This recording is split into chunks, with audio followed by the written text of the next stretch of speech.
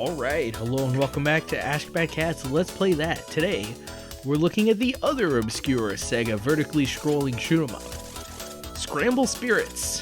What surprises can await? One can only guess. Okay, I was not expecting this game to use literally every button, even though the top ones are just auto-fire. But that is interesting, so there's a formation change. And check out the title screen in the lower left-hand corner there. Whoa, this game, what the heck? check out the resolution of this game. It is what I would describe as a lot. Like, comparing this to... Oh yeah, that's right, Sonic Boom. Wow, that shoot 'em up was, like, so forgettable. Like, the resolution there was... I mean, normal, but this game, it's like, what is happening here? It's like they took a game, added double the resolution, and then squashed it because Sega, and here we are. I mean, I've not even entered a credit yet, and it's already treated me to, I guess it's not really an anime, but it's almost like a manga. Wow, that's clean. This is a game I want to experience.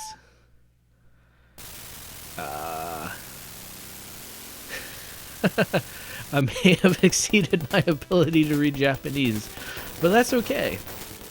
There's only one thing you need to know, and that is special shot rules the roost. Oh, I see. So this is already a very different game. Whoa, check out this auto-fire. This is like exactly what I would want as an auto-fire. Oh, wait, what the heck? Oh, my. Okay, so I guess somebody saw R-Type and was like, man, it's great to have ship formations. And so you can have little wing buddies, and then you press the formation button, and they move around. And you can pretend, and you can lie to yourself like it means anything. Anyway, let's see. Otherwise, there is a bomb, which usually I would be annoyed by the bomb, but like, the bomb just kind of does its own thing. It's like, ooh, giant water monster. Watch out. Oh, it's an aircraft carrier. Wait, is it flying or is it floating? I'm a little bit bothered by the idea that there's this giant... Whoa. What? Okay, I thought this was a breather. It's like, oh man, gotta land on the giant carrier. And then we get a breather, get ready for the next mission. But apparently I've been playing too much 1948, because, like, what the heck? You just, like, land on the opponent's carrier. Just to, like, cause some havoc. I mean, well... I'm gonna say, if you ever have a chance to do that in real life, don't, because it's a bad idea, but let's be realistic. How often are you going to be able to fight in World War II in your life? If that answer is yes, or 100%, then gosh dang, man, can you please share your time machine with me? Either way, we seem to be progressing. I guess I'm a little undecided on this video game's difficulty. I mean... It doesn't seem like the hardest game in the world, but I already have died once. Well, I guess the other thing too is Sonic Boom just kind of like slapped you in the face with difficulty. Although, am I on level 1? Level 2? Oh, I see. So you get a bomb every time you hit. So if you do auto-fire, then you just shoot your bombs out in like...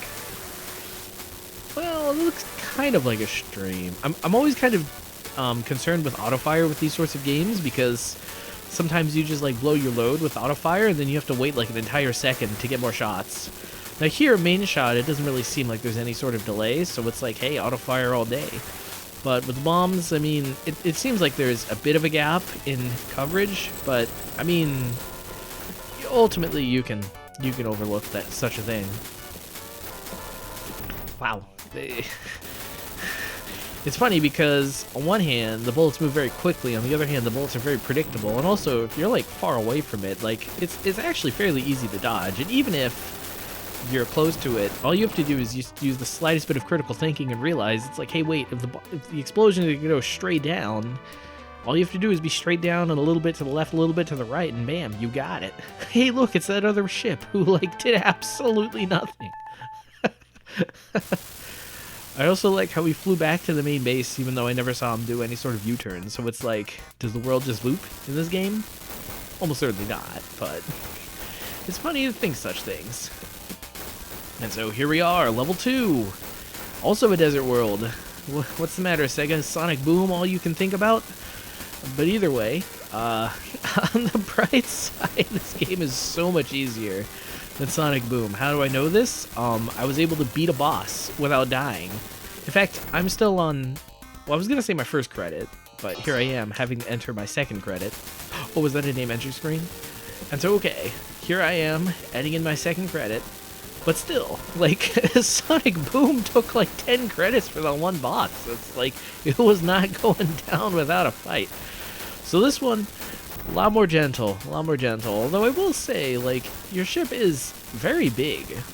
I do like this sort of retro aesthetic with, like, or not even retro, it's like steampunk. I do kind of like this steampunk aesthetic. Oh, tracking missiles. Game, you have gone too far. This is unacceptable. I cannot abide by this. Tracking missiles. And here I was about to claim you're an easy game, but it's like tracking missiles against this. It's like I can't deal with this. You see that? It's like they shot two missiles at me, and it's like they're side by side, but it's like I'm trying to thread the needle between them, but it's like I can't. My plane is just too big, too fat. It's an interesting design philosophy is the thing. I don't know, I almost like Sonic Boom more, just because it's more honest and upfront and earnest about its challenge, whereas you have this game which kind of exists. I mean, if I remember correctly, Boogie Wings also kind of had a similar sort of aesthetic and feel, and also it kind of existed. But like, Boogie Wings was kind of fun, whereas this game is like, why are you playing this game? And the answer is just because it's there. I played all the other games at the arcade. It's time for this one. It's this guy's turn. Don't want him to feel left out. Can't just skip an arcade game. Arcade games have feelings, you know. Well, you're paying 25 cents a coin. I mean, arcade games, they may not have feelings, but they certainly have bank accounts. What am I saying? Anyway, it's like take a look at that mid-boss. I mean, yeah. Oh. Was that an actual boss? Well, okay. I guess, what do I have against this game? It's like, well, there's your first hint. It's like, I just fought a boss, but it just felt like a mini-boss? Or just regular enemies? Or just, I don't know. It wasn't really much of anything, really. Also, wow. Oh wait, are those missiles or like enemies on flame? Because I swear there was at least one time when I shot an enemy and they burst into flames and they just kind of flew around lazily across the screen. If that was a name entry prompt, then like this game is not doing a great job of actually prompting. What the heck? Did you see that maelstrom of fire? Like, how are you supposed to keep your little option guys? It just seems completely impossible. I don't know, man. This game, it's just like, it's one of those games that, like, in terms of actually playing it, getting to the end, it's like, no, it's easy. But if you wanted to actually, like, run one credit clear it, it's, like, essentially impossible simply because the game was just not meant for such a thing. Although I do love that Sega has, like, basically completely squandered their super scrolling by having you scroll in and do these, like, sort of mini zooming in levels. I mean, you guys could make another Outrun with that super scrolling tech, and instead you make a generic shoot 'em up, zoom in, and then use it for a bonus level. It is admittedly very fun, but it's just kind of like, I feel like there's a better way to use your time, Sega. Huh. Just kind of flowing down the Amazon. I did not think I would live through that. Just kind of shooting the enemies, dodging the shots, although sometimes more, sometimes less. Is it? Okay, let's finally enter my name. It's the tiniest name entry screen that I can actually read, but I guess it works. What is, there's obviously something about, some sort of context to this game that I am just missing. Like, I feel like if you actually saw this thing's arcade cabinet, like, the joke would be revealed instantly, but to me, like, on this, who can only experience things after the fact, like, 4 decades after this happens, through the magic of an Astro City Mini, and frankly, not even in the same language, not even in the intended language. So, let's just say a few things are lost in translation. And not even just, like, the English, or the Japanese to English translation, but just, like, the translation of experience, really. Okay, that's interesting, because it's like you shoot the green orbs, and it's like, oh, okay, it explodes into shots, but it's like the shots move so slowly, it's like, is that even really an issue? I mean, I'm willing to pay that price. Plus, two, the stupid green guy is just going to absorb all my shots anyway. It's like, I gotta get rid of him sooner or later. Worst case scenario is you get rid of it right away, but... Oh, alright, looks like figure 8 is the way to go.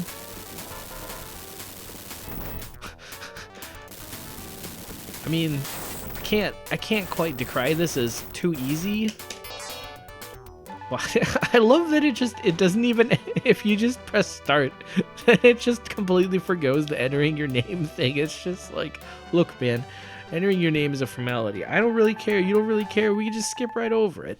And it's like, okay, all right. I don't want that, but if that's just what you're going to insist on, we got it. Dang, though. Take a look at that water. Just look at that water. Look at all the detail in the water. Just look at every single individual wave. This game has quite a bit of work, quite a bit of art to it. That's kind of impressive. And yet, why does it exist as this, like, seemingly no-name shoot-'em-up? Like, what's the gimmick? Is there anything to it? How come when I think of steampunk shoot-'em-up associated with Sega, I think of that one horizontally scrolling... Oh, this is not great.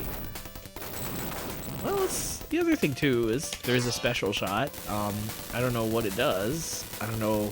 Because I have not picked up any sort of bombs. But... Well...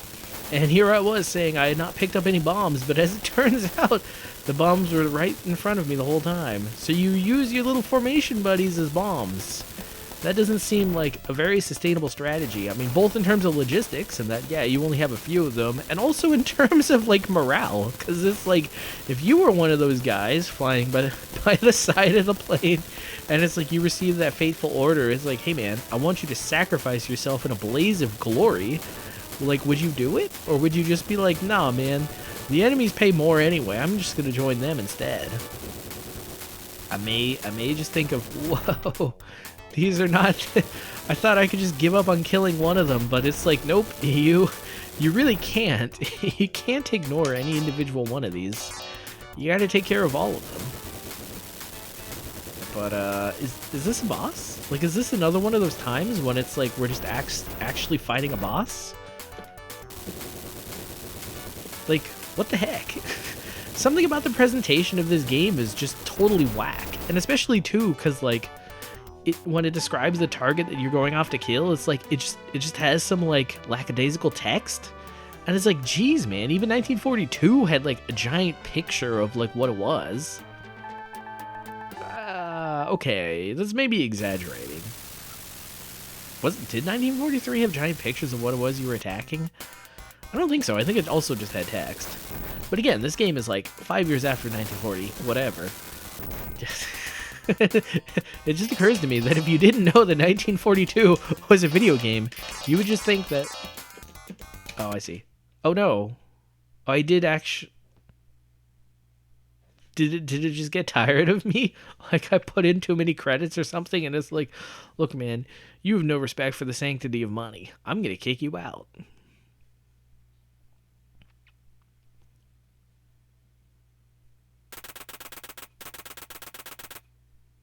That's just so weird, though, this game. Well, the fact this game is Sonic Boom, like on the Astro City Mini. It's so weird. Why is this game here? Why is Sonic Boom here? Why did Sega make 2 nondescript vertically scrolling shoot-'em-ups and include both of them on their Astro City Mini? And also, like, how come Sonic Boom is actually kind of cool and challenging and fun, but then this game is just kind of like super blah? even like the steampunk designs, which would normally be like an absolute highlight for a game like this, it doesn't do it for me. I don't know. And you look at that carrier and it's like, okay, yeah, this flying carrier is like the coolest thing ever.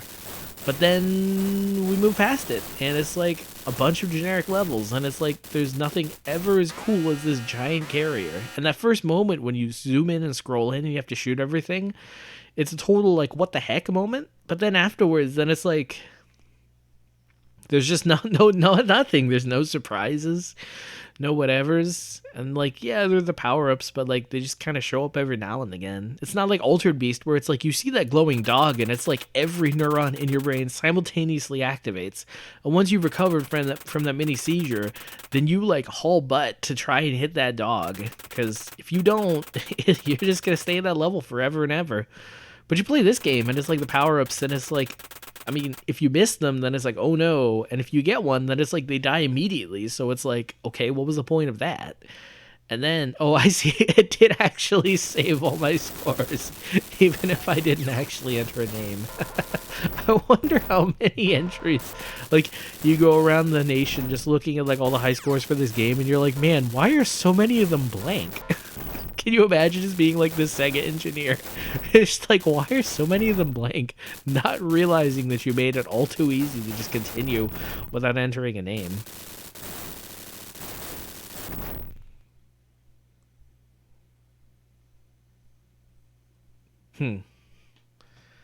Yeah, I don't know about this one. It's kind of interesting. Like this Tale of Two Cities, Tale of Two shoot 'em ups. You got Sonic Boom and you got Scramble Spirits. And while Sonic Boom is cursed with a name that, like, well, at least in this modern day and age, you just absolutely cannot search for it without getting Sonic Boom, the Sonic-based game instead. And then you've got Scramble Spirits, where like it might be a little bit easier to find, but like, do you really want to? Well, sad as it is to say, I don't. So on that note, this cat's got a scat.